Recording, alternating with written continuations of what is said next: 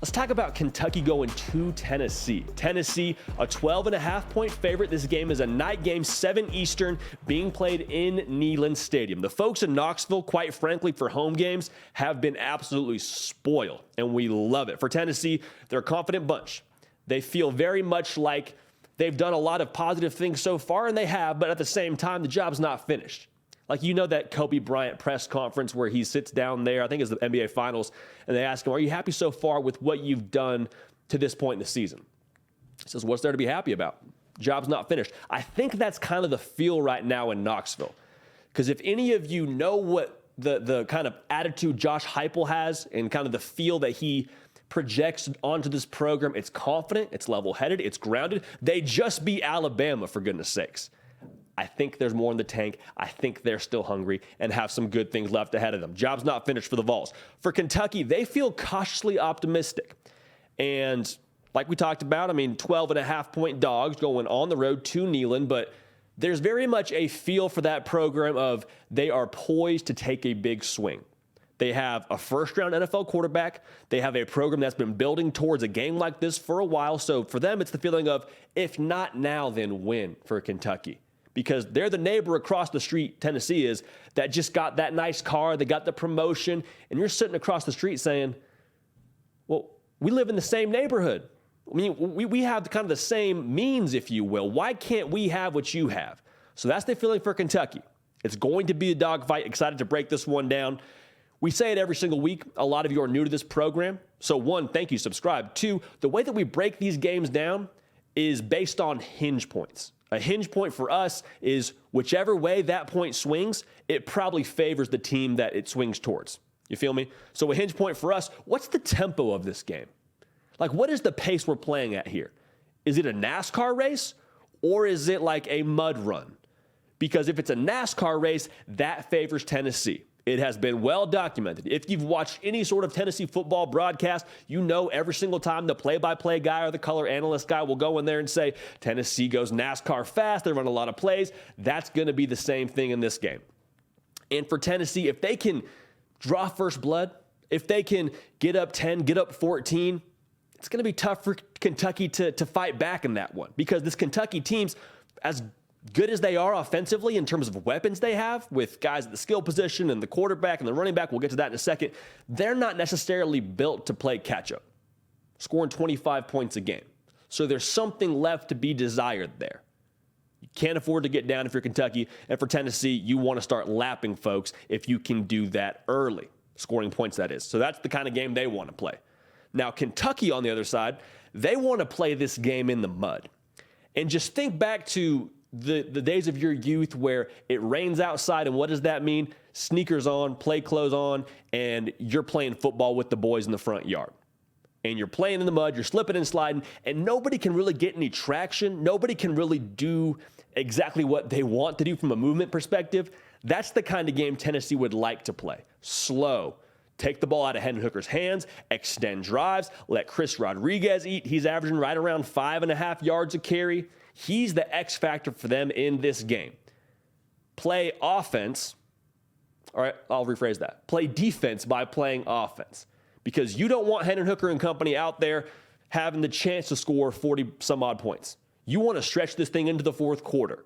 And if it gets to the fourth quarter, things could get interesting. So on top of all of that, if we're going to use the metaphor of like a fight, right? How many punches does Tennessee land in round one? Kind of riffing on that point of NASCAR versus mud. And for Kentucky, how many punches can you afford to eat? Because I think for Kentucky to have a chance in this game, they're going to have to take at least one punch to the jaw, be able to collect themselves, and throw another punch back. Because Tennessee, quite frankly, they've thrown some really early knockouts. Look at the LSU game. Now, not to say they haven't had their own games they've had to play fourth quarters. They have. But for them, they are very much accustomed to, like we talked about, scoring in that 40-ish points a game. They're number 2 in the country, right around 48 points a game. So they score a lot. What happens for Kentucky, though, if they're able to eat that punch and then push to the fourth quarter and Tennessee starts to get impatient? What happens then? Because for Kentucky, it's not going to be the same sort of approach that you saw Alabama take. Alabama went out there in Neyland Stadium and just said, we're going to play matchup ball. We feel good about our players. We recruit just about as well as anybody in the country. We're going to match up. We like our guys. Your move, Hendon Hooker. And 5 touchdowns later for Jalen Hyatt, they were bringing down the goalpost in Neyland Stadium. So if anybody knows where that is in the river, we would love to know so we can talk about it on the show. But that's the sort of ending to that story. Kentucky saw that, and Kentucky's not going to do that. They're going to be content to let Tennessee just sort of dink and dunk, take 6 yards here, take 7 yards there, sure, have the crossing route, but you're not going to be able to get those big explosive plays, is the thought for Tennessee. And so for Kentucky, that has to be the way that you live. You have to be able to play back when it comes to this whole operation for Tennessee. As a whole, if they're hitting those explosive plays, it's not going to be a good setup. That's just the fact of the matter. The explosive plays for Tennessee, that's not the way you want to live if you're Kentucky. So here's the final thing I'm looking at. Will Levis has a myriad of weapons, and the Tennessee secondary is dead last in the country in terms of yards allowed per game through the year, 332. So you got a first-round quarterback. You got Dane Key, dog. Berrien Brown, young, also a dog. Tavian Robinson, dog. You got 3 dogs. You got to let those dudes get off the leash. Because for Tennessee, that is the one area that maybe, just maybe, you can take advantage of and get some points.